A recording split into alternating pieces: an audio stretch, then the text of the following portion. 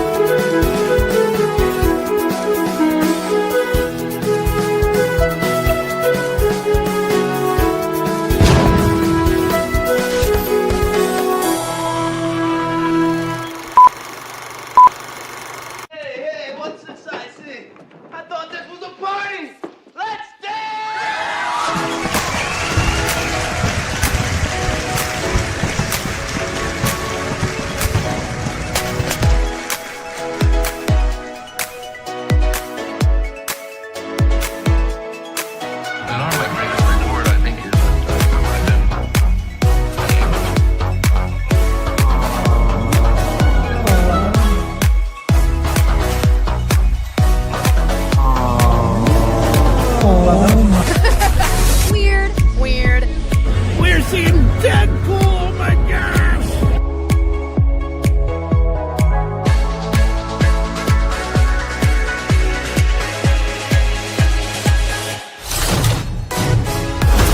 I think that wasn't yet.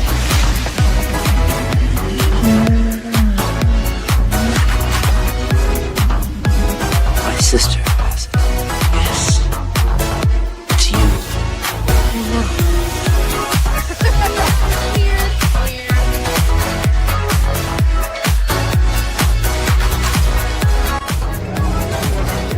Wintertime here at Hogsmeade Village.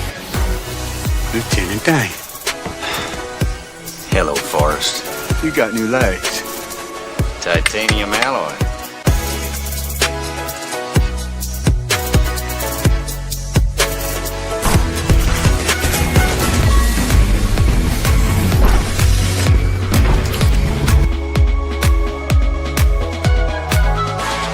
Time for my summer sizzle. Cool as a cherry popsicle. No, God! No, God, please, no! No! No! No! It's happening. It's dish time. I've always wanted to do this in front of you.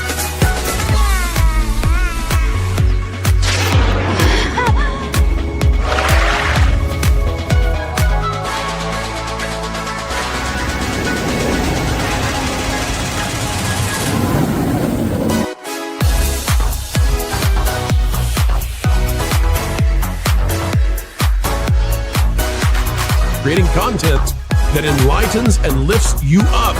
Dish, sir, dish. Be it Splash Mountain, just pepper these in here. Hello, everyone. This is Kermit the Frog reporting live from the final showing of Muppet Vision 3D.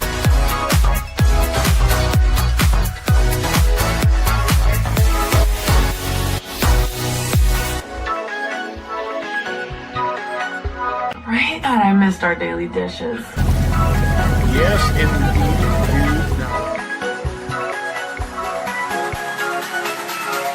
You know, I really don't remember you being this opinionated. Who knows? It's Hollywood, baby.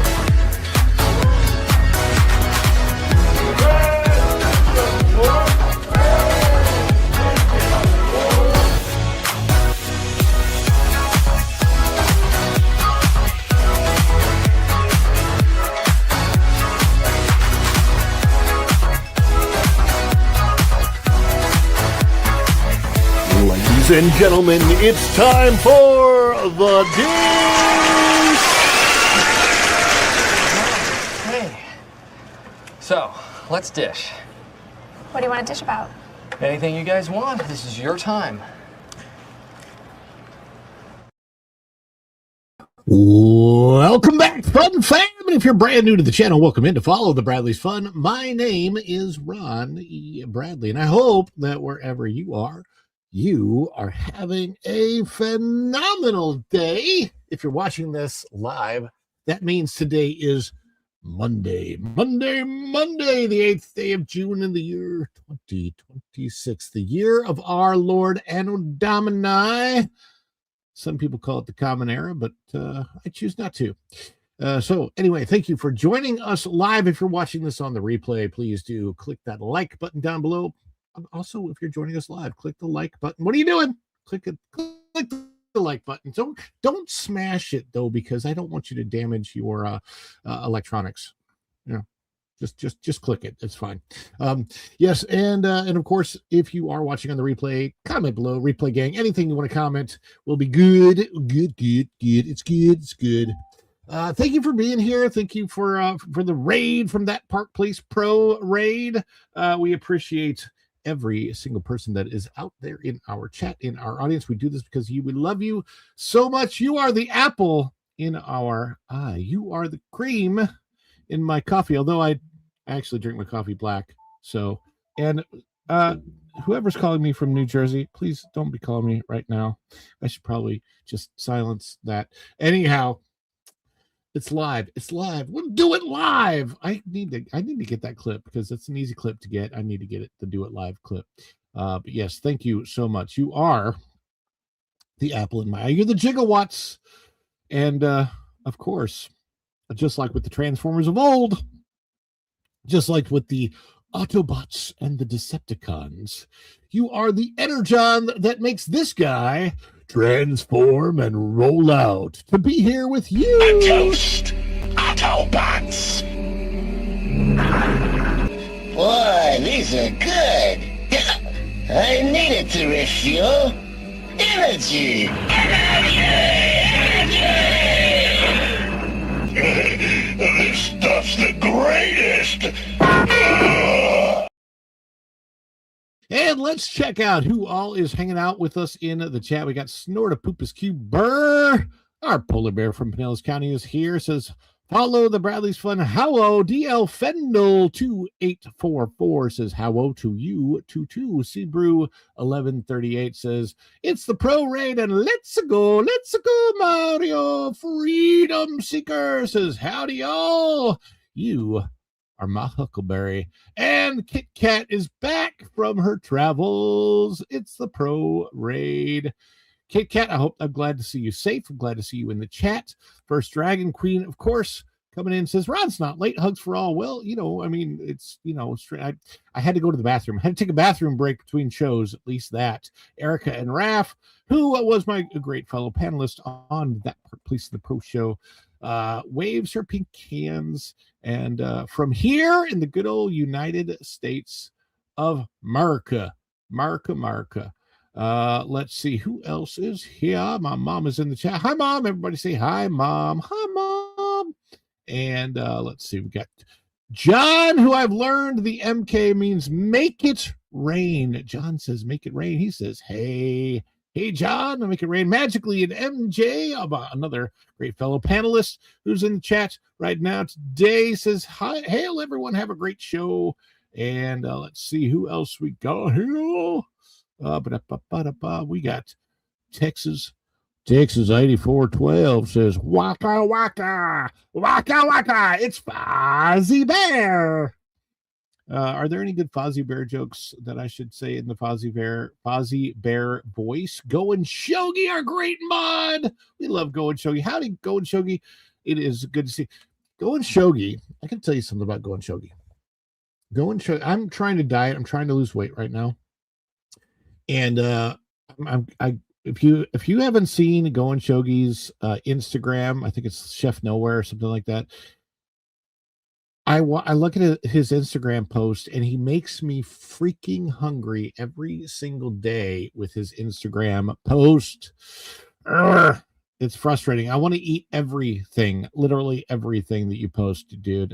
And someday I'll be able to eat a lot more again. But yes, I appreciate it. Ron loves everyone except for Wild Man. I love Wild Man. I love everyone. What's shaking, Ron? Says Troy Gustafson in the chat. Hopefully I'm not missing anybody. Texas, John, Sebrew, Marca. Yes, indeed. We're going to talk about America in just a minute with some and Woofle McGruffle. It's the Woofle McGruffle shuffle now. I love the way they play the Woofle McGruffle shuffle. Howdy diddly ho, neighborinos. Yes, indeed. And Thinking Heretic is here. I love it. I like my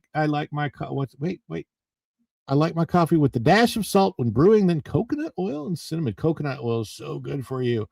Yes, your MCTs, so really, really good. A great fat. Yes, indeed. And Starfall23 says, hello, I have a question for you. Ask in the comments. I'll probably get to it. I'm pretty good about that. So yes, indeed, just ask away in the comments. And so many people coming in. And we love to celebrate. We celebrate on this channel. How do we do the celebration? Well, Sebrew 1138 is going to start us off with a super sticker. I don't have an individualized clip for Sebrew, but what we do with our celebrations, when we get anything from you guys, you lovely audience out there. Yeah, I try not to get into it too much, how much I appreciate you, because it literally does make me cry if I think about it. How grateful I am to you guys for just the support. I can be very emotional. It's really true. I really do get that emotion. It's very real when it happens. Anybody that knows me will tell you it's true. But I appreciate the support. So I got a $2 super sticker, which was like what was that from Sebrew? It was a cute little smiling kitty cat. So thank you so much, Sebrew. We're going to celebrate together. When we get the support, we celebrate across the board, celebrate together with emojis in the chat. If you're not a member of the channel, that's fine. Use any kind of emojis you want. If you are a member, there's custom emojis. We're going to practice right now. We're going to celebrate Sebrew's super sticker together with a little bit of a dance, fun, pop celebration. You guys ready? Thank you, Sebrew. Let's celebrate.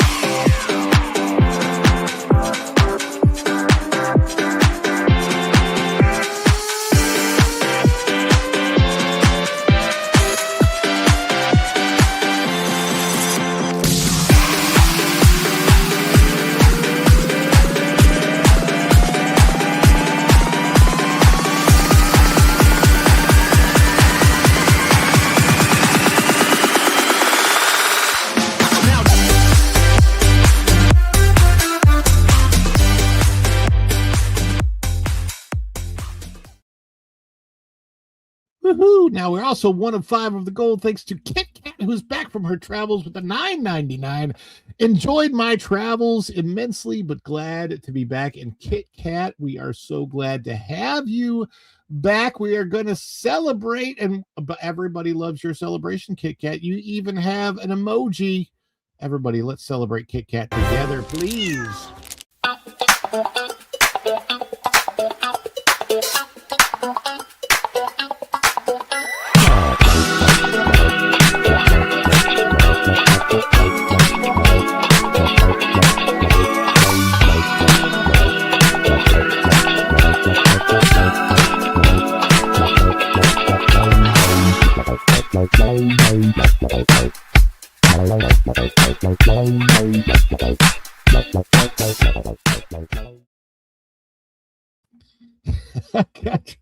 Trying to get to highlighting all these.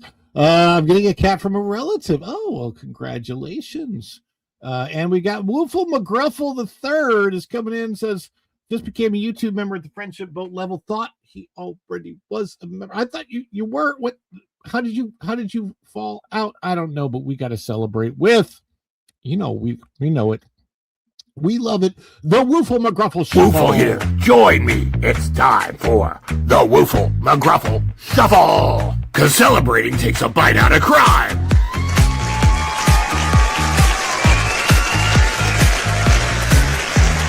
No one showed us how to bend the light, just a flicker in the neon night. Do the Woofle McGruffle shuffle now.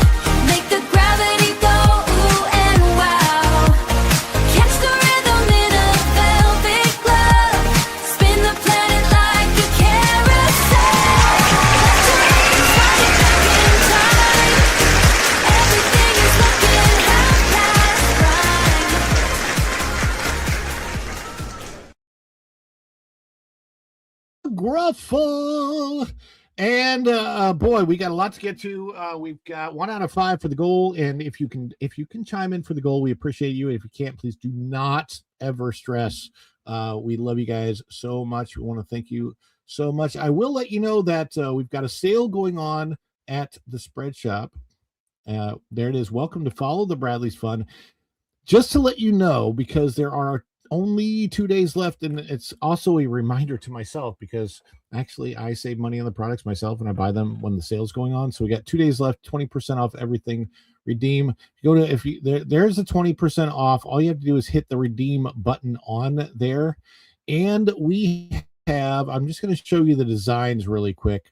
Happy 250th. So celebrating the semi-quincentennial, you've got the Follow Bradley's Fun family logo, you've got the Dish logo, and of course you have Make Disney Walt Again, and you also have Here Lies the Ashes of Reed E. Creek. With foot stuck in mouth, their outlook turned bleak. If you buy something during the show, please do let me know, and I will celebrate that as well.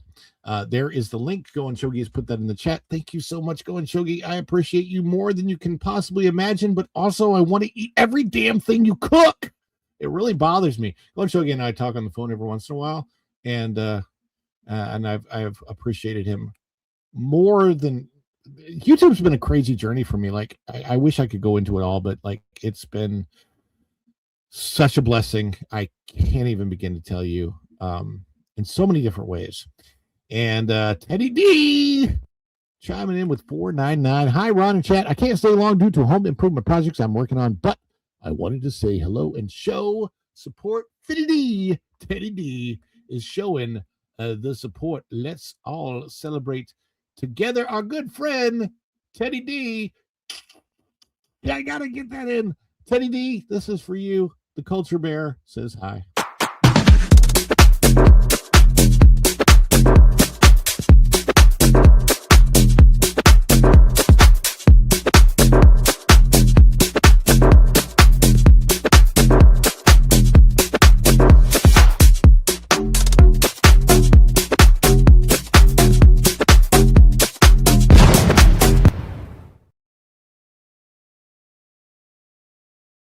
And with that, we have one of our great panelists is going to come in.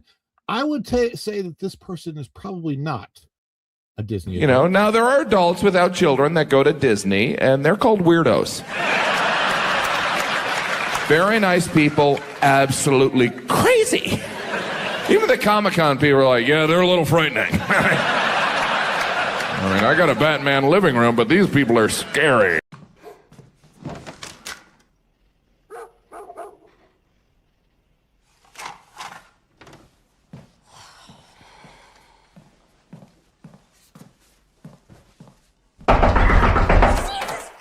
What? Who's there? Hello? That would be me. It's Lou. Welcome to the Hollywood Backlot with Lou and you. That reminded me of how much I used to enjoy Gaffigan before he got so political. Darn. Yeah. He backed off. Did you notice that he backed off those? Yeah. Well, he smelled which way the wind was blowing. They say. Yeah, he did. But, he did, and I gotta say that probably a smart move because his comedy actually lends itself towards people he probably offended with his political commentary. Yeah, well, see, there you go. It's like, you would think it always amazes me, and it's true in every field of endeavor, not just showbiz, how many very smart, competent people are so stupid about certain things, and that was one of them. Yeah, I would agree, especially with like Jim Gaffigan's probably got a big blue collar audience, right? And or did, yeah. And you think of some of the other, he's no Kathy Griffin, let's put it that way. and he doesn't want to, and if he wants to become as useless as Kathy Griffin, keep making Mark Ruffalo type comments, but I would not go there. That's not a very smart thing to do. ideas. How you doing, Lou? You Well, pretty good. You know, I mean, I used to. I think I've probably told all these stories before, but I used to know a guy who was the former Attorney General of the state of Oklahoma. He's calling you now to sue you, but anyway, he was kind of he played up the country lawyer act, and he had a great expression. He said, "Don't tell people your troubles. Half of them don't care, and the other half are kind of glad you got them." So yeah, that is true. You're not, oh my gosh, it's but mostly all is good. All is good. Good. And how about for you? Things are really good. We had a really good opening week in June for the channel, and put the 5 parks thing out that I've been. I mean, June is busting out all over, as the song goes. Yeah, it was a tremendous endeavor for me to get that video out with what I did with the 5 parks, because it was my very first scripted video. I know, I mean, it's really weird because as a former actor, I'm very used to scripts, but everything I've done on YouTube up to that point was not scripted. It was either vlogging or live or very improv. I just saw an interview with Danny DeVito talking about how he got the job on Taxi. Yeah. And he said he walked in and he picked up the script and said, "Who the hell wrote this shit?" and that was the character, and so they hired him. You know, of Louis. Totally makes sense. That's for sure. Yeah. It was it's anyway, it's an endeavor that I want to do more. I don't know if you've seen it yet, but the 5, did you see? Did you watch? Yeah, you watched that one with the things that they regret having made go away. Yes.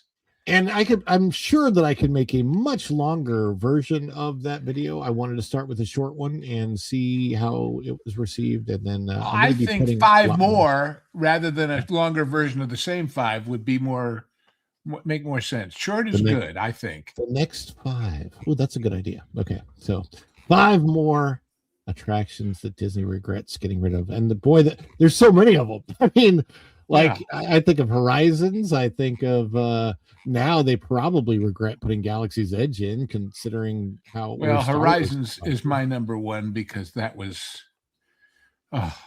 my home, even though it opened the year after the park did. But Horizons, if you can dream it, you can do it. If the optimism of Epcot, then you can do it.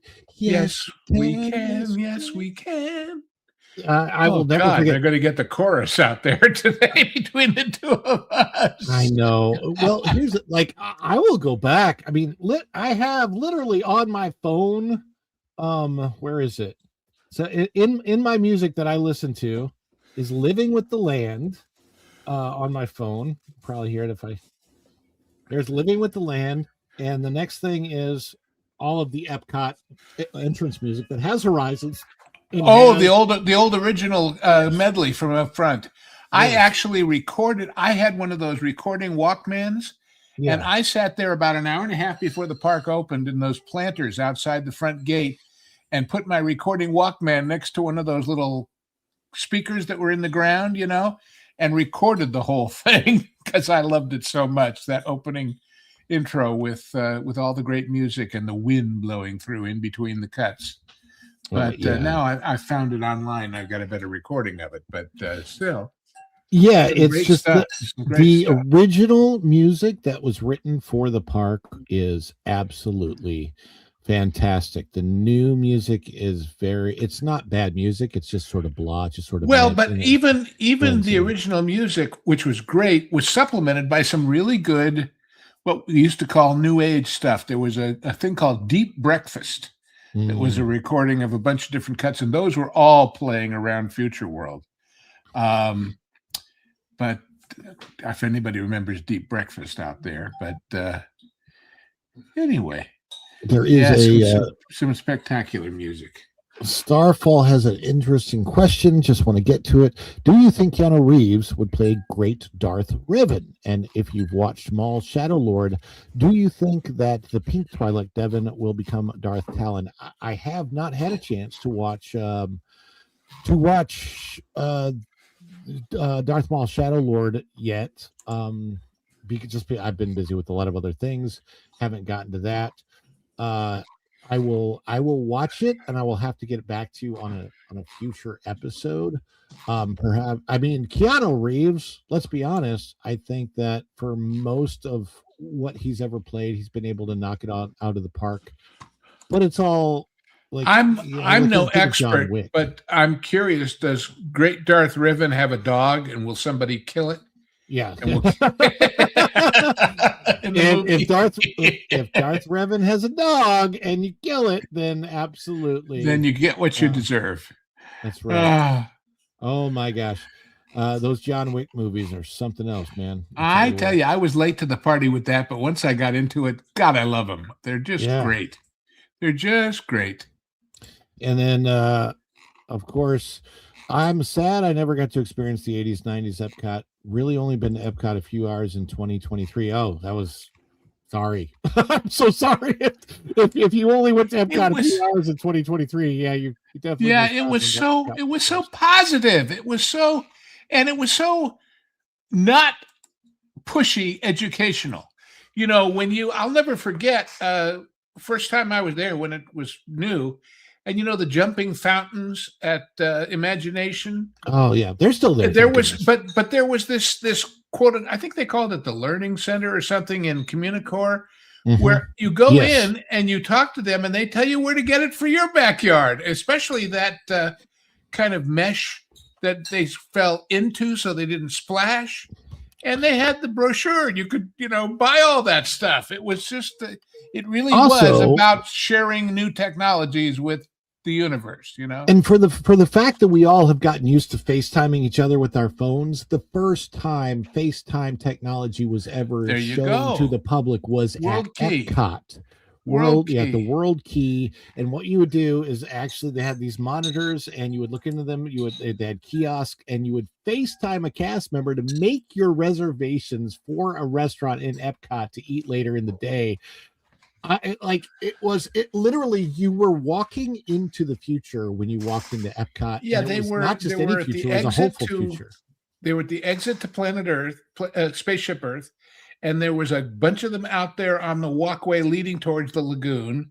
And there were little groups of them throughout in 2 or 3 different places in World Showcase. I think there was one sort of cluster of like a little hexagonal building of them in Germany, and I think one over on the other side too. And they were just, real people that you got to actually talk to make your dinner reservations. What a shock. Do you remember going into the Communicore and then looking down and seeing all the cast members working at the computer bay? Yes, of course. The Astuter Computer Review, as it was originally called. And then they used the whole Pepper's Ghost thing to have the hostess walking along the tops of the big computer room there. Yeah, and for people that say that you should put the Jurassic Park ride into the parks, that's where Jurassic Park got the idea from, was Epcot, like when the first movie. So like it was. That's as a matter of fact, Jurassic Park, the first movie, came out not long after Epcot was a thing, and they based a lot of what they were going to use as their park technology on what was actually going on at Epcot at the time, which is what's amazing. I mean, well, but some of that, of course, goes all the way back to Westworld. Yeah, the original Westworld.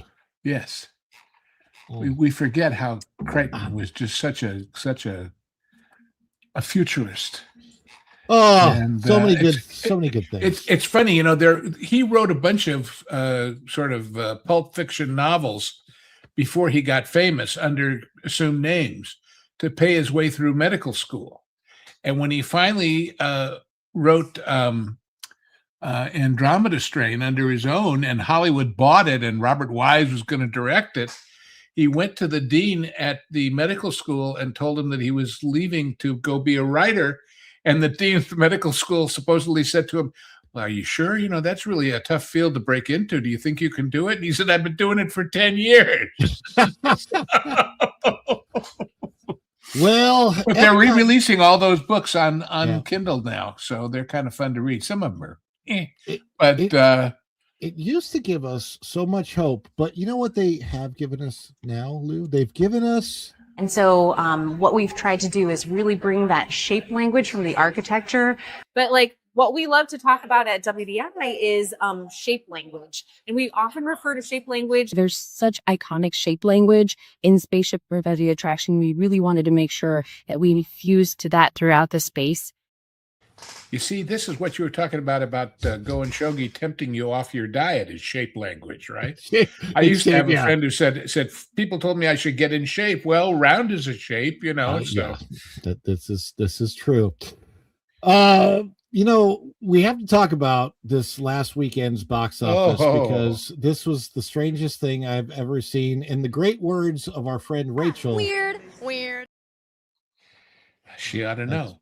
Pretty much described. So let's get into it. We're going to share the numbers.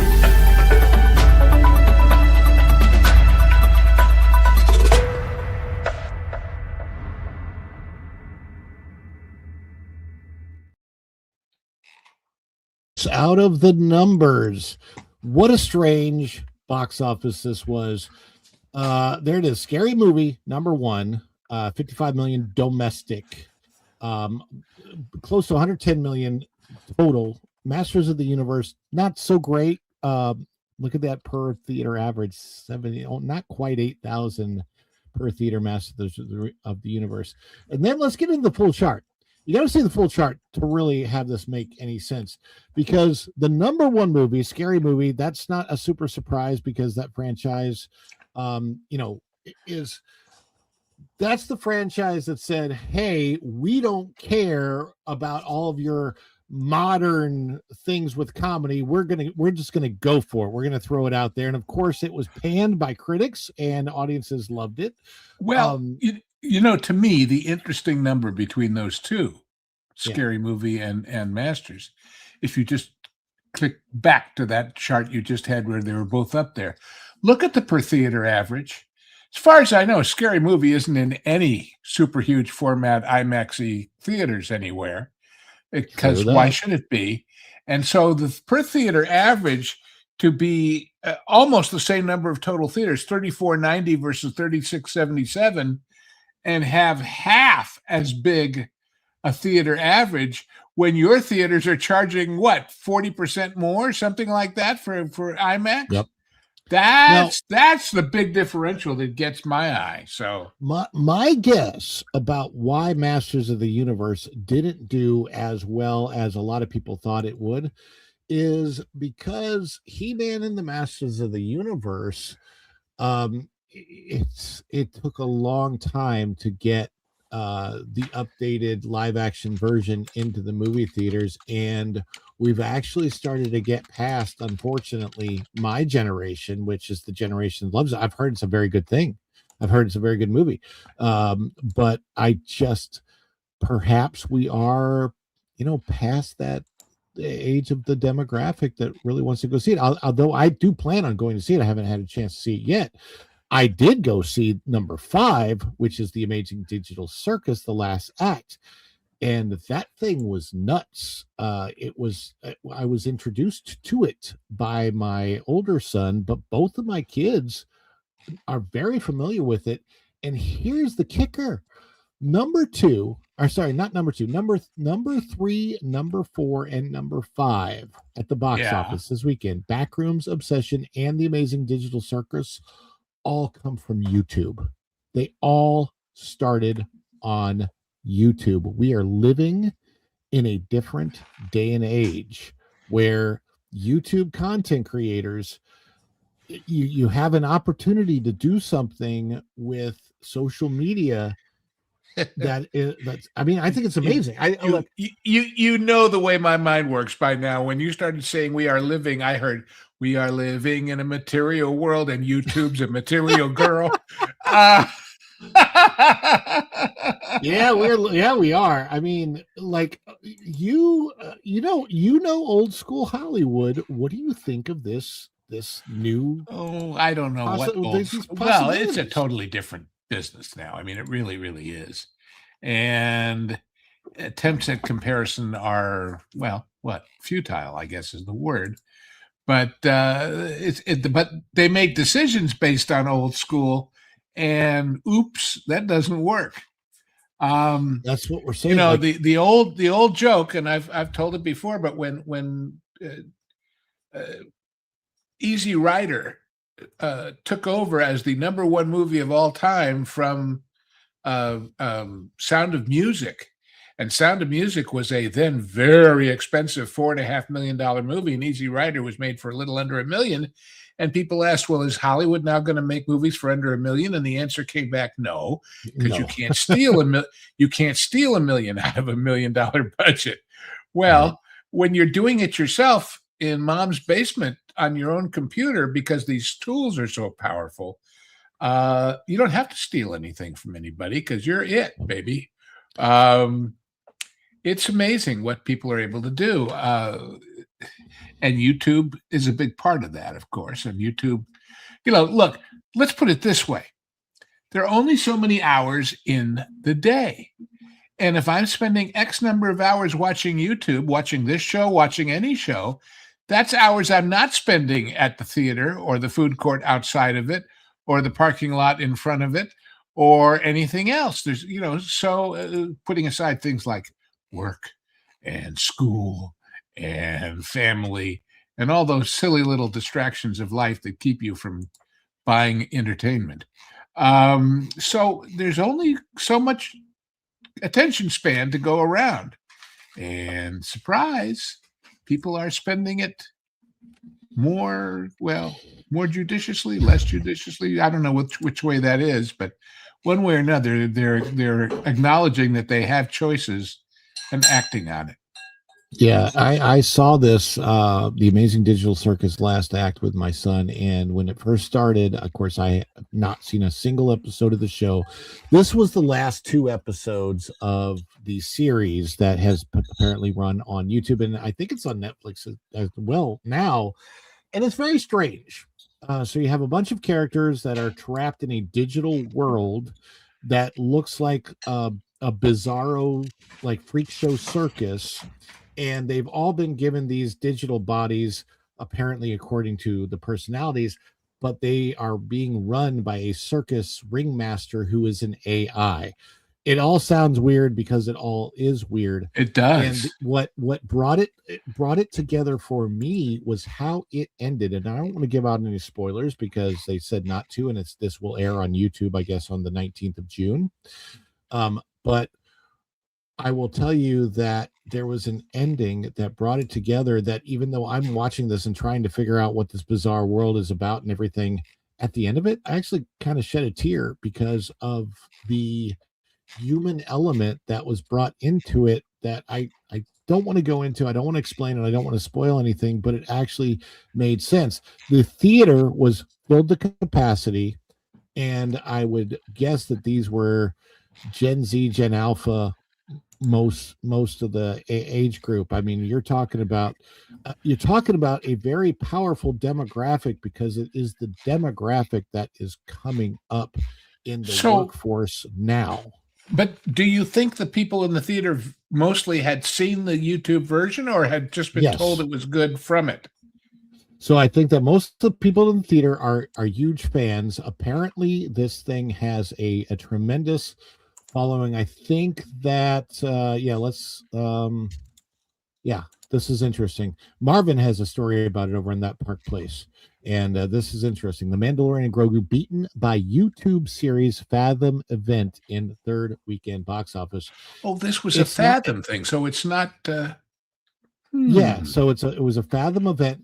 The worst part of the experience is that because it was a Fathom event, there were about a half an hour of previews and trailers that were not normal movie trailers. They were Fathom event movie trailers. Now, I will say, which probably meant a lot of them had no demographic interest to the people who came to see this, because Fathom does a lot of opera and ballet and things like that.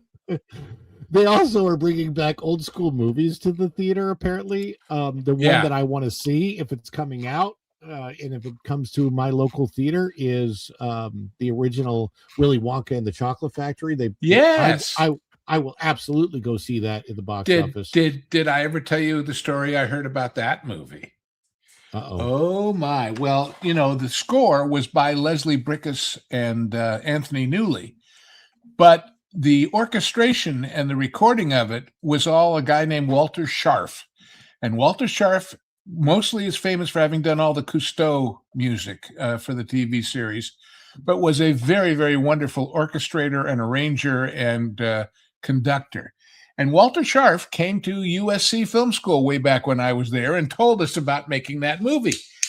It turns out that Newley and Brickus sent him a cassette of the two of them half drunk singing the songs at a piano and a handwritten lyric sheet and said, here's the score to Willy Wonka, Pure Imagination and all those great songs.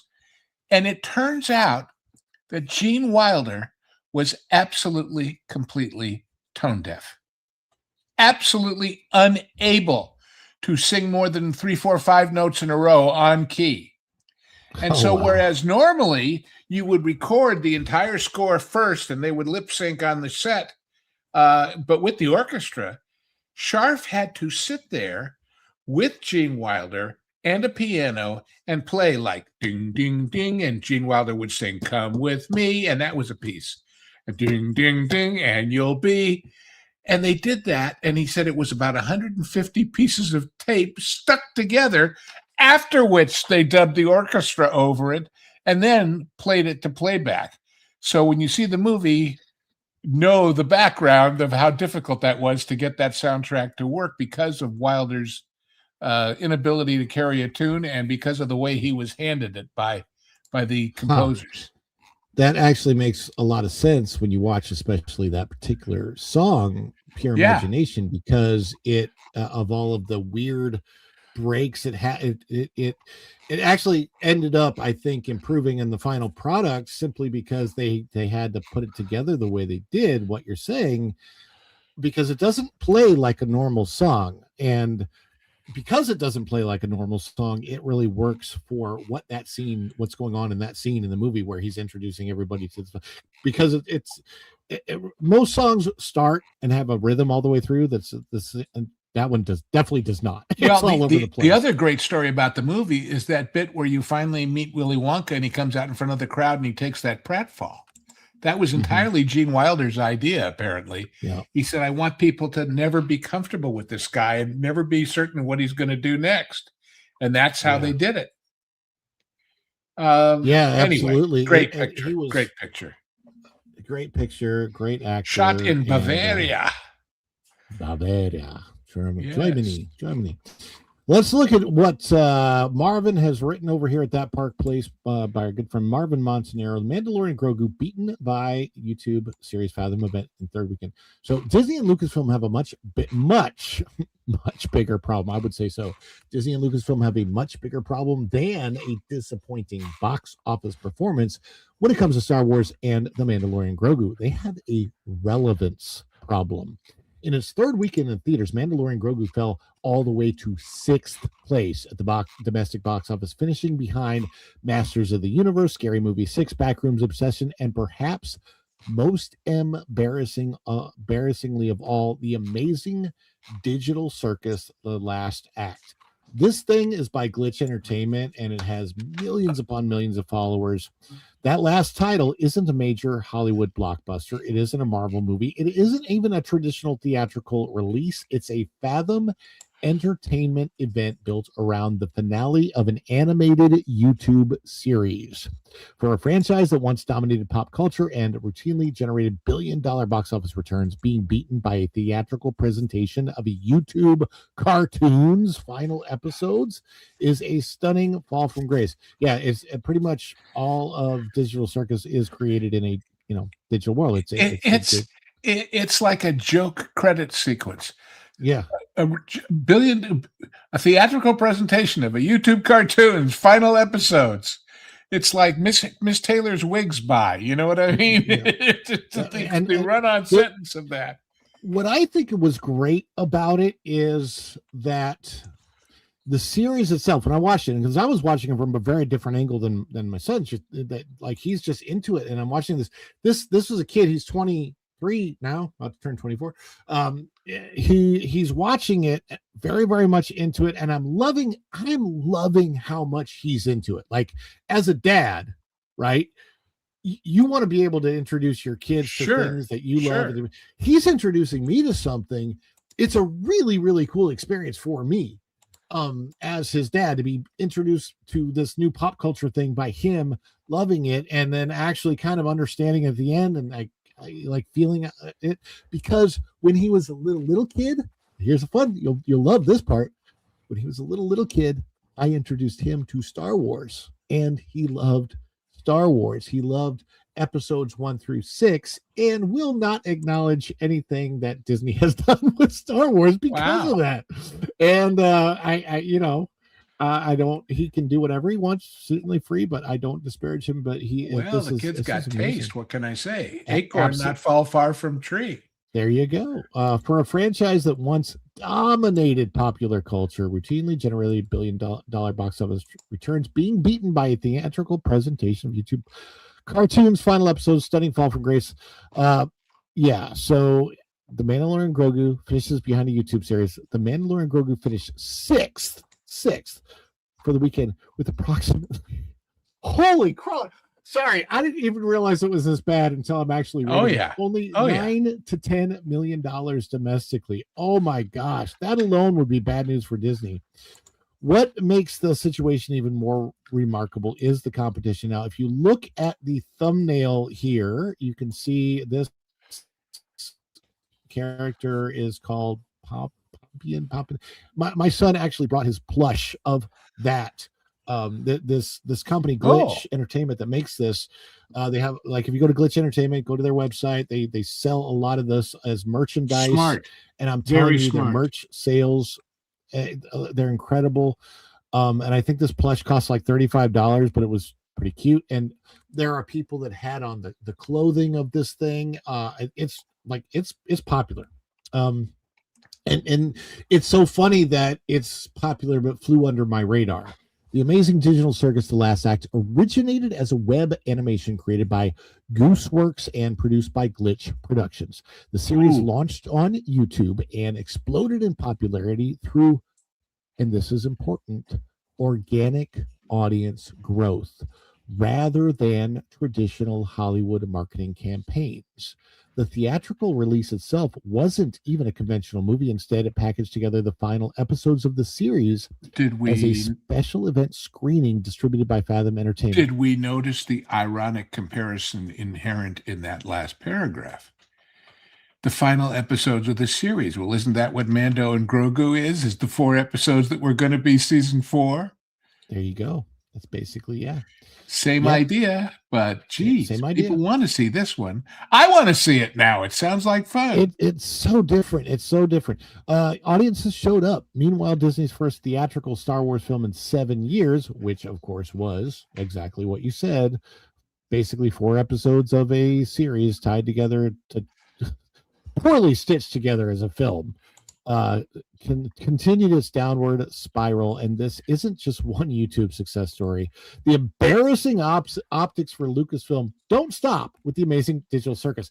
2 of the other films outperforming The Mandalorian and Grogu also have roots in new media rather than traditional Hollywood. Backrooms began as an internet horror phenomenon before creator Kane Parsons turned the concept into a feature film.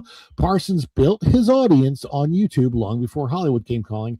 Then there's Obsession, another project tied to creator-driven media that has dramatically exceeded expectations while posting strong week-to-week holds. You can read the rest of this article at thatparkplace.com. Which you should all be visiting regularly, he said. Plug, but virtuously. Absolutely. But the discussion about it it's so interesting. Because it just got it. Look, this discussion about how bad Disney has fallen, and I know Lou knows this, it's gotten over into the mainstream, which also has quoted That Park Place. That's right. We share that over here from Breitbart Media. And I can't read all this. Lou knows why if you've read Yeah. it. Yeah. There's some language issues in here. But the important point is that in Disney's 2 Mandalorian and paragraphs, Grogu flops hard. yeah, they quote 2 paragraphs from Pro's story on the website as their source. There to reach 200 million, etc. Yeah, so I'm going to get back. Here it is. The bottom of the box office barrel for Star Wars, unquestionably Solo Star Wars story, which petered out with 214 million domestic, 179 overseas for a total of 393 million. Now, I'll read some of this, and then I'm going to go to the That Park Place part. That's catastrophic math for any blockbuster. For a Star Wars movie, it's revealed a major disturbance in the Force. This, by the way, is written by John Nolte. Who is wickedly wonderful. Yes, it's a great article. I wish I could read it all, but there are certain things in here that are not appropriate for me to read on the show. The Force is female. Okay, so the disturbance went by the name Kathleen, the Force's female Kennedy. Remember, Solo was a movie that told fans the legendary Lando Calrissian would be revealed as doing things with robots that probably aren't appropriate. And the writer says, I don't know what it is, but I do know it's gross. It's really funny. Anyway, at this rate, it is reasonable to assume The Mandalorian Grogu will not hit 200 million domestic, as That Park Place points out. There it is. To reach to this is the story quoted by Breitbart out of thatparkplace.com. Please bookmark it if you haven't done so yet. To reach 200 million, The Mandalorian and Grogu would need to keep generating. Let's put it this way. Yes, if a brilliant, famous, worldwide, wonderful article writer like John Nolte, who, by the way, has a novel that is brilliant that you should all get, which I wish I remembered the name of, but go look up Nolte on Amazon or whatever, and you'll find it. If he is following That Park Place, why aren't you? You should be. Yes, definitely. Anyway. So it says, let's see, its current domestic, it's already showing signs of front-loaded demand. That's obviously true. It's completely fallen off. Its current domestic multiplier is weak. Its second weekend decline suggests the most motivated fans already turned out. And then there's this, measured against the Star Wars brand, the Disney machine, the expectations for a major holiday release, and the historic performance of the franchise, The Mandalorian and Grogu is underperforming badly, to say the least. With a break-even listed as 500 to 600 million by the Hollywood Reporter, Disney is in trouble. Oh, not so good for the Diz. That is for sure. I will tell you what, if you haven't had a chance to see it, you can go watch. You can just look up The Amazing Digital Circus on YouTube. You'll be able to find it very, very easy just by that name, The Amazing Digital Circus. The other things they're showing, they're out there. I will say that the caveat to the story for me is HEMAN and the Masters of the Universe. If you are of my generation, you'll probably like it enough to have it at least be worth your time at the box office. I think it's a movie that probably does need to be supported. And I mostly get that from I've watched a lot of people's reviews, but I really, really enjoyed the Critical Drinkers review. I don't know if you saw Critical Drinkers review of that, Lou. I did. But I enjoyed his review of it. And if Drinker has a good time at a movie, I'm pretty sure I will have a good time at a movie. And I think my wife wants to see that one, but we kind of have to see Michael first. Michael, by the way, a couple of other things that are important to talk about real quick is I got to go back to the numbers just to show you. Where did it go? Where did my numbers go? Oh, there it is. Okay. So going back here, and I'm just gonna something else of historical importance. Oops. Where did he go? He wonders. Well, I'm still here. I guess I should just back and fill and improvise. The joy of StreamYard being what it is. I'm sure Ron will be right back after a few brief words from his sponsor. But meanwhile, golly, what story could I tell to Phil that, well, go ahead in the chat and tell me what you want to know. And I'll tell you what I know about what you want to know. How's that? Although I'm looking over there and my chat seems to have stopped at some point. But, oh no, here it is. Yeah, going, Shogi. Good. Yeah, good old StreamYard. The new D-Day movie. Oh, yeah, about the weather. Exactly. It looks good to me. It's an interesting story. I knocked myself out. We're having a grand old time without you, Ron. I knocked myself out by hitting you one. You can be replaced wrong. by a ghost, is all I'm trying to say. But I got replaced by a ghost. Yeah. Where did it go? And now I have to do this all over again. And this all over again. But John asked about the new D-Day movie about the weather with Brendan Fraser. Story. Yeah. Yeah. All right. So speaking of D-Day movies, and you talked about going with your kids to the movies, I read a very, very stirring story that came out in all the coverage of it being the anniversary of D-Day 2 days ago.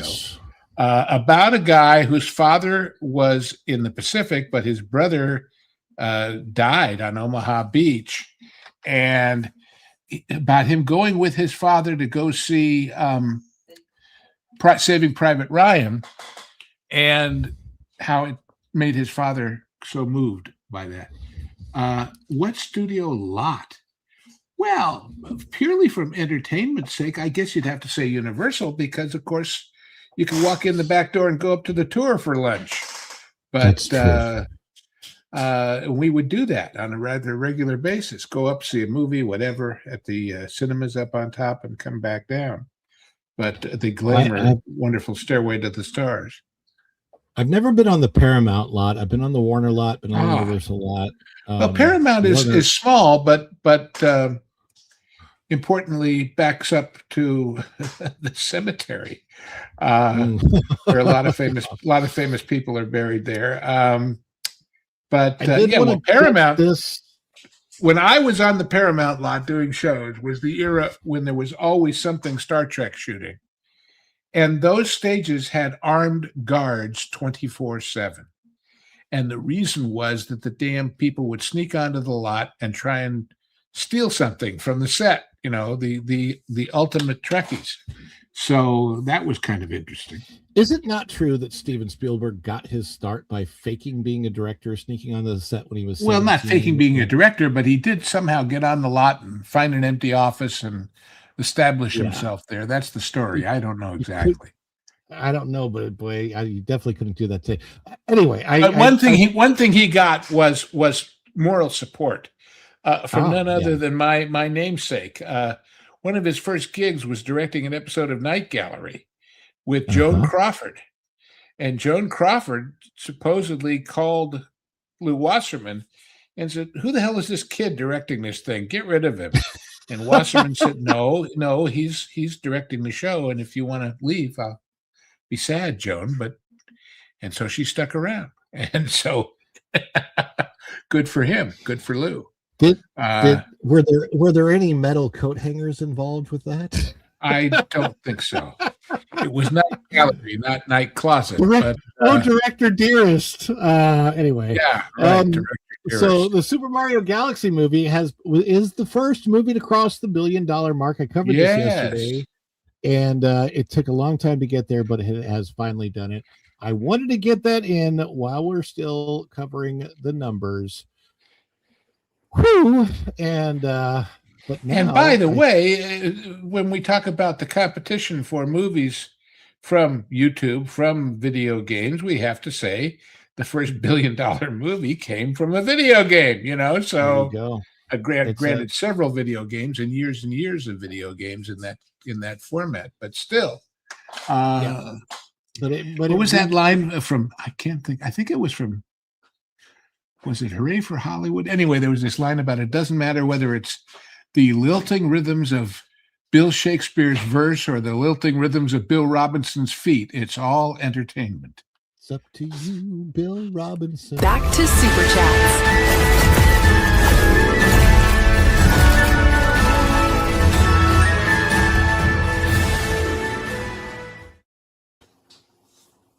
We have have a super chat. Some Zupa chats, yeah.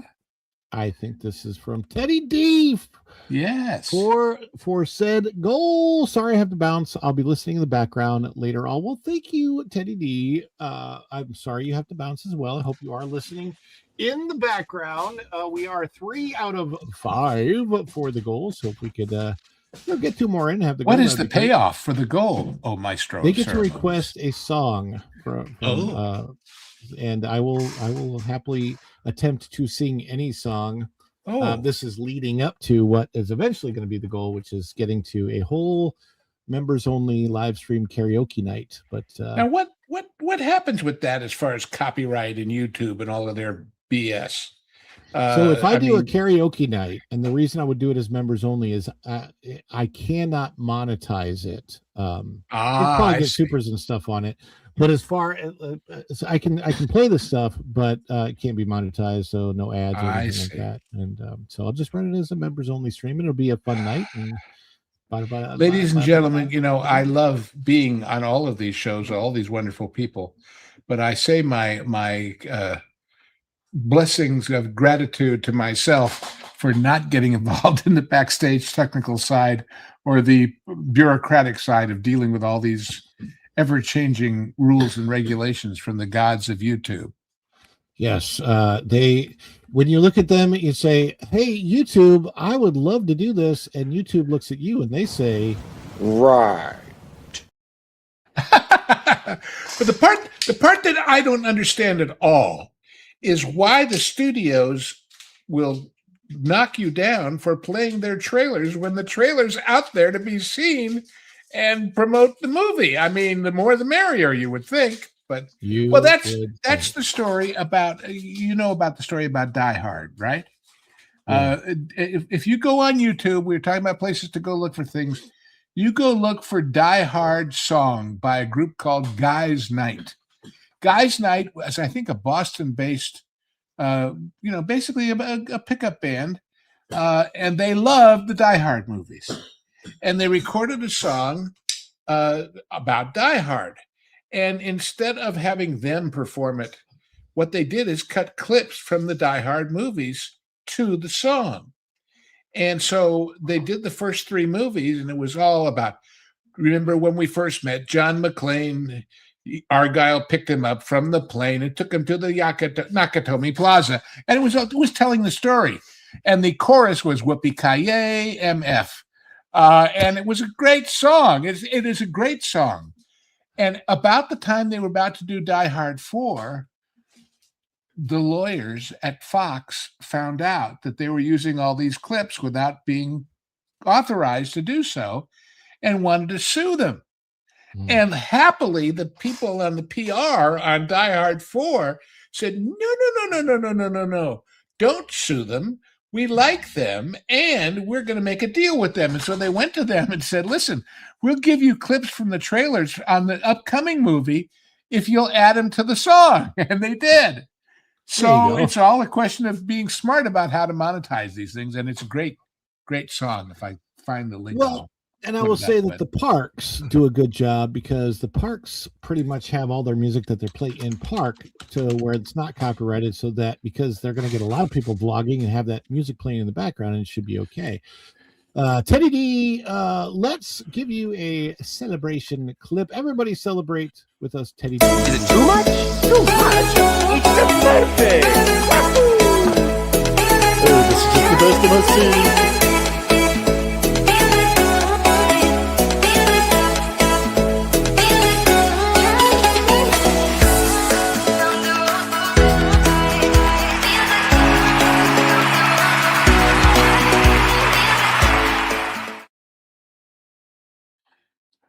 Yes, indeedy doo dah. And I do want to bring this up because I think we need a prayer. Steel League of History says, I wish I could send a super and be a member, but I just got back from Montana last Sunday. Seeing my family had helped a lot when I needed to see them after losing my brother. I will member up once again. Look, don't worry about that, man. Everybody prayers for Steel League of History, because here's the thing, like, celebrate his life and celebrate brotherhood. Yeah, absolutely. So appreciate the comment. This weekend celebrated brotherhood in the form of my two of my grandchildren, who one of them had his 3rd birthday, and the other one is 4 months, 5 months, 7 months. I'm corrected from the backstage assistant, and so it's great to see pictures of the two of them. And well, I've got a brother, and we don't always see eye to eye. Let's just put it that way. And so, if you've got a brother you loved and he was a part of your life, and celebrate that because it's important. Yeah. Yes, indeed. One more. I think we just got one more story, but it is absolutely in relationship to, and there's a reason for that. I've got some other things that I absolutely have to get to today. Whether I want to get those things or not is a whole nother thing. But let's go ahead and cover one more thing. And one of the reasons I'm covering is not because this is bad news or good news or anything like that. It's because I want to draw some attention to this, because I would like to see this in particular doing a little bit better. So we're going to launch our second story.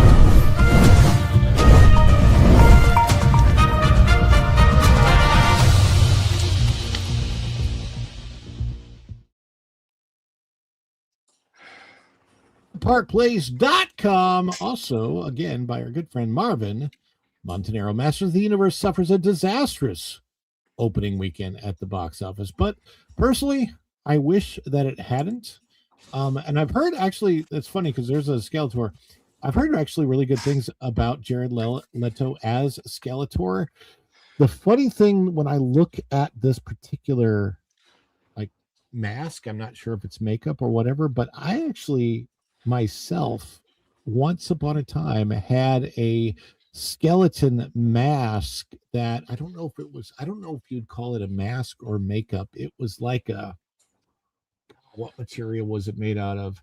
You would actually kind of spirit gum it onto your face. An appliance, I think, is the official terminology for that sort of thing. Appliance, yeah. It wasn't felt. It was almost like a styrofoam type of thing. But it was very flexible, and it was like almost theatrical Hollywood level makeup, and I used it for a few years on Halloween. But it looked just like that. It really did. Despite some entertainment media outlets attempting to frame the film's debut as a success, Amazon's MGM Masters of the Universe appears headed for one of the most disappointing box office openings of the year relative to its reported budget. According to box office tracking reports, the film earned approximately $7.3 million on Friday for an $11.7 million opening day, including previews. More concerning, some analysts now believe the movie could fail to reach even $25 million domestically during its opening weekend, while others point to a $30 million landing. That's not great. That's a shame. No, it is. And again, this had a lot of mixed reviews, but I just feel like it's something that is probably past its audience prime. Like if it would have been the same type of movie, maybe if it came out 10 years ago, it would have been a bigger deal. Those numbers would be disappointing for most major studio releases for a film reportedly carrying a production budget between Eaker's $170 million and $200 million before marketing costs. They raise serious questions about the movie's long-term theatrical prospects. Some media outlets are calling it a success in the aftermath of the opening day numbers. Several entertainment outlets attempted to put a positive spin on the results by emphasizing that Masters of the Universe claimed the number one spot at the domestic box office. I thought it was number 2. While technically true, the framing ignores the larger financial picture. Being the highest grossing movie during a particular weekend does not automatically make a film successful. Maybe the real question is whether the movie is earning enough money to justify its enormous production budget and support the franchise ambitions that MGM clearly had for the property. Well, However, Go ahead, Lou, and then I No, have a all I question. was going to say was, to me, the real measure will be what it does the second week. Yeah. Because if the people who did go to see it, however few compared to what they hoped for, liked it and told their friends, remember, please, people, word of mouth is the most powerful thing for any movie. As I've mentioned a few times, I used to know the guy who was one of the heads of publicity at a major studio, and he said, I don't know if any of you have been to LA and on the Sunset Strip, and it's wall-to-wall billboards for movies. He said those are very expensive and they mean nothing to the results at the box office. They are there as ego builders and payoffs for the stars and the people involved in the movie, but they don't make it do business. What makes it do business is when on Monday morning people come to work and they say, what did you do this weekend? And you say, well, I went to see so-and-so, and people say, how was it? That's why the second week is so important, and why more and more these days it is sometimes surprisingly true that a second week can outdo a first week. So you never know. You never know. Let's see. So if it has like a 65% fall off the second weekend, we know it's bad. If it falls, I would say even in the 45 to 50% range, that's not nearly as bad. But here's my bigger question, Lou. This year, in general, at the box office, now I had a discussion with Mo Zamboni about this, and it looked like that in general, the box office, maybe it's for the smaller movies, it looks like it's kind of okay. But these big franchise movies, Spider-Man, Doomsday, Odyssey, any of the big franchise movies, like Moana, for example, coming out, it looks to me like we've had a fall off at the box office of what once were called like the staples, the blockbusters, the big box office. What do you think is happening? Well, people were talking for what, over a year, that there was quote unquote superhero fatigue. I don't know that that's true, but I do think there may be blockbuster fatigue. There may be people who just say, oh, it's going to be another one of those things that they promote like crazy and everybody's supposed to go see, and I'm tired of getting burned. In other words, it's less a judgment on the particular movie or its particular subject and more kind of a pox on all their houses kind of attitude that says, screw it, I'll wait till it shows up on streaming. Well, and that's a shame, because it's called suicide by the studios as far as how they've handled these things. But if they've burned people often enough on these huge, gotta see it movies, people are going to get turned off and say, no, thank you. And we see it happen not just with movies, we see it with products, we see it with politics, we see it with personalities. After a while, people get tired of feeling gypped. Plus, the more you build those, the more the expectations of it being the greatest life-changing experience in the history of the universe is bound to be disappointed, So I think that's the problem. I don't know what the solution is, but that's the problem. Well, it's not any one movie or any one particular genre of movies. It's just the movie-going habit is becoming less common and less compelling. But that's what going to see the Amazing Digital Circus at the theater taught me about the audience, is that if you give the audience something that a community can come together for, they'll show up. Yeah. And I think that was a big deal with the so it's that goes with what you said about Masters of the Universe, that it's been too many years since it was a community of action. That 5 or 10 years ago, closer to the subject original, would have been better. I mean, you're probably right. Plus, didn't they do a cartoon series that just like pissed a lot of people off a few years ago? That's what I heard. So if you had, what's his name? Oh God, I can't think of his name. But it was anyway. Kevin, yes, they did, and Kevin. Kevin. Right. I can't remember his last name. Smith. Kevin Smith. Thank you, Troy. Yes. So he was behind it, and it didn't do well. Yeah, it offended a lot of the fans. So the fact of the matter is you have to create. what made Marvel work, what made the MCU work when it did work, is a build up over time in the right way. Not because they didn't like a television series at the movie theaters, but they also did some very, very intelligent marketing by putting the little one shots, the shorts, on DVDs, right? The little, it wasn't a television series, but it was like what Coulson did on The Way to Thor's Hammer. That is so clever, right? That little short, it was just enough to build your anticipation for what was going to come next. Yeah. And then they took that too far when they needed content for Disney Plus because they thought that would make it work. Now, I liked WandaVision. I really, really did. And I thought the week-to-week release on that worked. But, and Loki, the first season, except for the girl boss thing when they made female Loki, it was kind of okay, but I had some issues with it. But they just went too far. The content on Disney Plus got saturated. She-Hulk was abysmal. They nerfed Daredevil in She-Hulk, and then they expect people to show up for Daredevil's series that they put on there. And it's killed the community vibe. And I think that's just a huge lesson. To me, what Amazing Digital Circus did right is that they built a community of supporters over time. And it's kind of like what we're trying to do here with That Park Place, is build a community of supporters where we all know each other, we all love each other, we all kind of get each other, and this is so important, we don't necessarily compete, but we all uplift each other. I felt that when I went to the movie with my son, and that was one of the coolest ever feelings, is like you could feel the people, they could feel the vibe in the theater of a bunch of people that were sharing a moment in time. You know what you're reminding me of?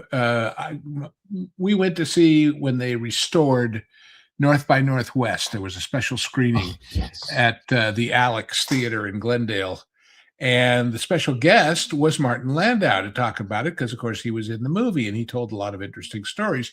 But it was right around when the very first of the Tom Cruise Mission Impossible movies were coming out. And somebody asked him from the audience, were you offered a chance to do a cameo or whatever? And why aren't you in that movie? Because, you know, he was the most lasting of all the original Mission Impossible stars at that point. And he said, they sent me the script and they talked to me about it. But here's the thing. He says, on our Mission Impossible, we all loved each other. We all cared about each other. We all respected each other. We were all out to preserve each other. Everything you just said about communities. He says, in this one, in the first 10 minutes, they're killing each other off. And I didn't want anything to do with it because of that. And I thought, well, he got a point. Yeah. I mean, granted, that series of Cruise movies has survived, but the first one was iffy, in my opinion. And some of the others had their moments of iffiness. So anyway. Yeah. It's one of those things where it's the only way that I think theaters survive now. And that to me is the most important thing, because not every theater, like the theater that I go to, it's a chain of only 3 theaters in the nation. And there are a lot of more private theaters like that. There's also the big corporates with the big giant screens and everything else. And that's fine. But basically, I love the idea that you have very creative people acting outside of Hollywood, building a community of followers and people that enjoy the content, and having the opportunity for all of that community to come together and share this event and the success of like Glitch Entertainment and what they've been doing. I think that's an amazing thing. And I think that I wish them all the success, because I think that they deserve every bit of success that they're going to get. And I am also grateful for every bit of success that we get here on Follow the Bradley's Fun, as well as, of course, That Park Place Culture, everybody that we love. And we share that with back to Super Chats.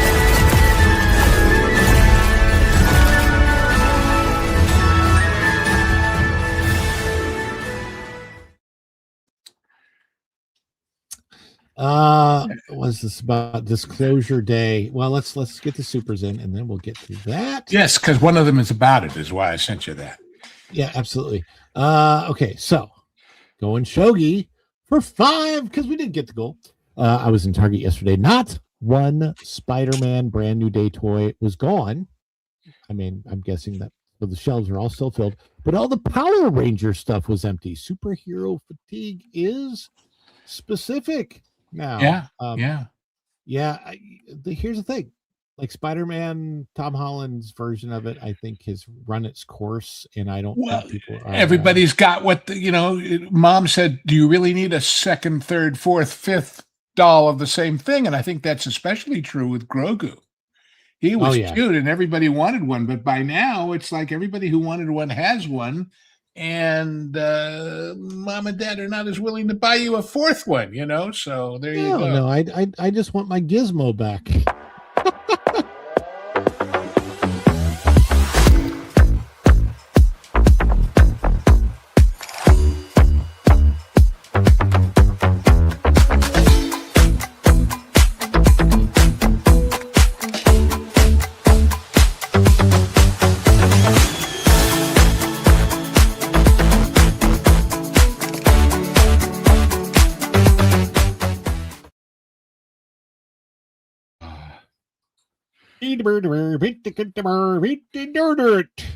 Do I understand the Swedish chef now has a food stand? Yes, over there in front of the Muppet Rock and Roller Coaster, there is a Swedish chef food stand that doesn't. Are they selling like rip-off IKEA Swedish meatballs or what? Not a single nothing Swedish, huh? Swedish meatball over there. I can believe it. Yes, thank you, Go and Shogi, for the $5 super. Texas 8412. Any buzz around Disclosure Day? And that's why I sent you this link, because today Spielberg has said something kind of controversial about his movie, to say the least, and it's safe to put up, I think, if you want to. Let's get this up on the screen. There you go. Spielberg says Disclosure Day will leave Christians questioning their faith in God. Well, that's sure going to sell a lot of tickets, Steve. I don't know. I highly doubt it would. I don't think it'll do that, honestly. Yeah, because it's a movie. Well, anybody who has genuine belief and faith, what's a movie got to do with it? Anybody who doesn't, exactly, that's to begin with. So, whether you're Jewish, whether you're Christian, even if you're Muslim, if you have faith in something else, you're not going to worry about it.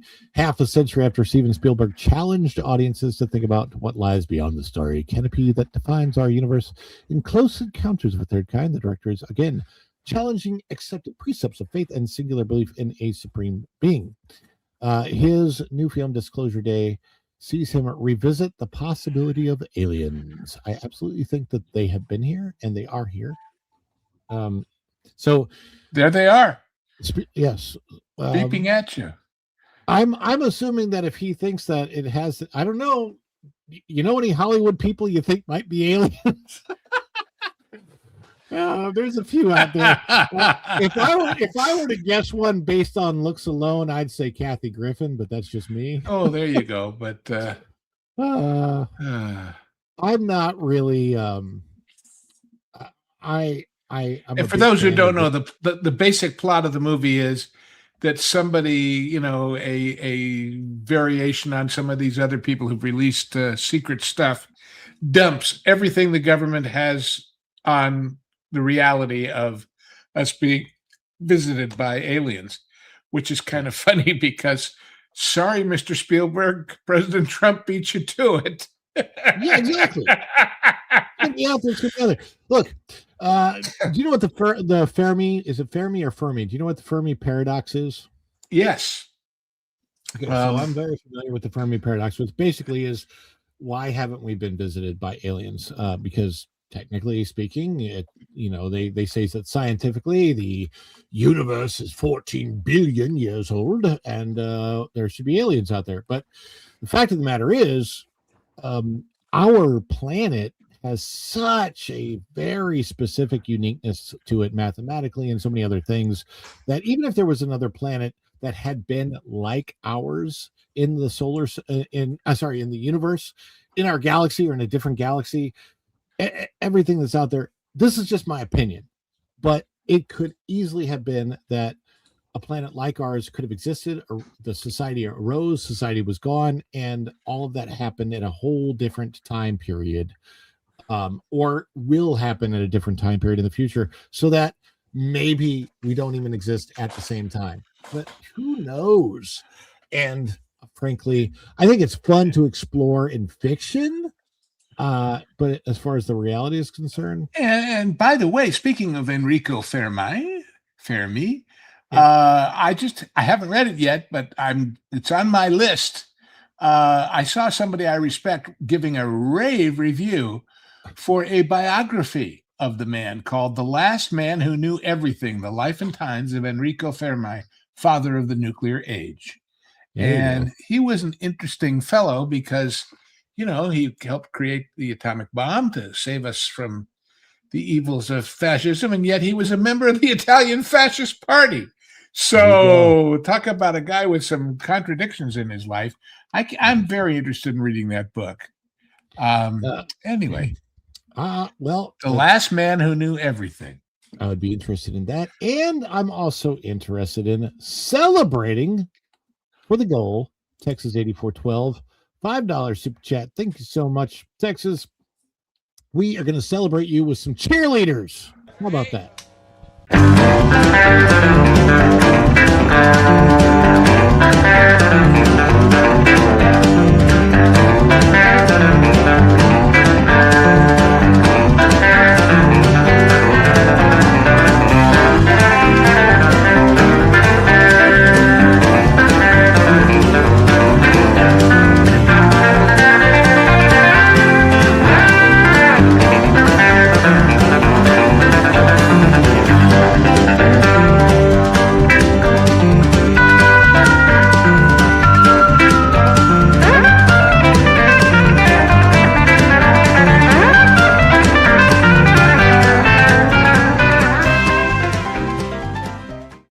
I tell you what, they're doing something right in Texas. Did you see they just took the crown away from California and New York for having the most of the Fortune 500 companies headquartered in the state of Texas, more than any other state? Bam. Wow. There you go. It's the biggest state outside of Alaska, right? Which actually is like half the in area. Yeah, I guess it would be. I think Alaska's like half the contiguous United States, or bigger. It's huge. Guys, we met the goal. If you want me to, it's up to you. But the goal says that I will sing something, and you get. We had two more people. If we want to do it barbershop, I can hit the bass in a barbershop quartet. So, yes. Goodbye, my Coney Island baby. All those old songs. Light a rose, I'm home again, Rose, to get there you sun back in your sky. So that is up to you. I'm just going to say to Trey Gustafson in the chat, maybe Uranus, but not mine. Was that about Rachel, or was that about? It was about Pedro. Yes, he said I think Pedro could be from Uranus. We were talking about aliens in Hollywood, and anyway, we'll then happening across. Have you checked? Oh yeah. There's been YouTube issues. Ghost, tell us about one of my favorite things to check out on the interwebs, which is Lou's Views. Lou's Views. Yes. I do have views on various things, and I share them on my little Patreon. And it comes out irregularly. No pun intended there, whoever made that comment about Peepaw. But I and you're going to have me buying HelloFresh. Oh, God. Did anybody else know about that but us? Oh, boy. Oh, I'm not even going to touch that with a 10-foot pole, but let's talk about it. On Patreon. No, wait, no, let's not. Yeah, but I share. Some of them are purely observations about strange stuff I see, like language things. Oh, I saw one. Golly, can I get that picture? You know how, I mean, look, if this is something you do, mazel tov. I find when I look at a lot of houses, because I'm looking to buy one, and these people that put slogans everywhere, maybe they're biblical quotes or they're encouraging quotes or whatever, instead of art on the walls, not my thing. But I was looking at one the other day. God, I wish I could find that picture. Anyway, you just got to take my word for it. And it's worthy of a loose view, so I'll put it in there maybe. It was a sign that said, whatever you do, do it with love, which is a great sentiment, right? Except it was hanging over the toilet in the bathroom. Oh, God. Oh, no. And I said, well, not everything, you know. But anyway, it's frivolous silliness like that you might find amusing. But I also talk about how some of the lessons that we do discuss on these shows about showbiz might apply to your biz and your job and your world and your relationships. And so if you're interested in what I've got to say about all that, by God, for $5 a month, it's a hell of a deal. Come join us on Patreon. Patreon.com, lose views. Get over there. Yeah, but other than that, you know, I show up. I'll probably be on tonight. I don't know for sure, but I show up here, and I'm on the pro show usually on Monday nights and elsewhere. And then, of course, there's this thing called the Genre Guys that Lorne and Hangry and I do. And we just recorded a new one. And God, we love this movie. And if you haven't seen it, by God, that's the next one on your, I'm going to click on it on Amazon or whatever. And that is Inside Man, Spike Lee's best movie by far, with Denzel Washington and Clive Owen and Christopher Plummer and Jodie Foster. And it's about a bank robbery that isn't a bank robbery. And it is the ultimate, gosh, I wonder what happens next caper picture. And if you love those the way I do, you're going to love that movie, The Inside Man. And so go check that out. More Genre Guys if you invite me.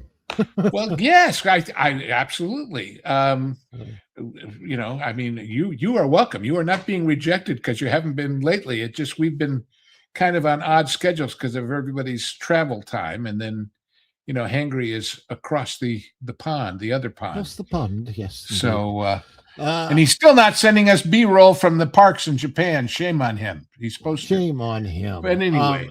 Over here at Follow the Bradley's Fun, we'll be back on For the Dish tomorrow at 3:05 p.m. And since I'm not seeing a particular request for a song, if you guys think of one, let me know, and I'll sing it tomorrow at the beginning of the dish because we met the goal today, and we'll think of even more. But I do want to thank everybody who's chimed in today. I appreciate every single one of you. Again, please, prayers for Steel Leg of History. Losing your brother sucks, and that's a tough thing to go through. So let's prayers there. But Seabrew 1138, thank you so much. Kit Kat, Woofle, Teddy D, Fitty D, Go and Shogi, in Texas 8412. I appreciate every bit of support. You guys are awesome. Cherry Blossom Fairy, hello. And yes, everybody, please do stay blessed. Lou, thank you so much as always. You're so for welcome. being I'm here always happy to be here.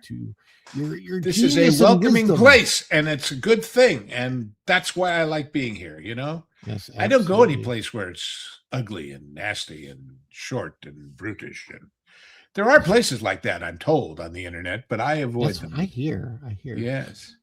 So until next time, thank you so much, guys, and we'll see you real soon. Bye, everybody. Ciao. Dishes are done, man. Cleans them down to the shot. Ah!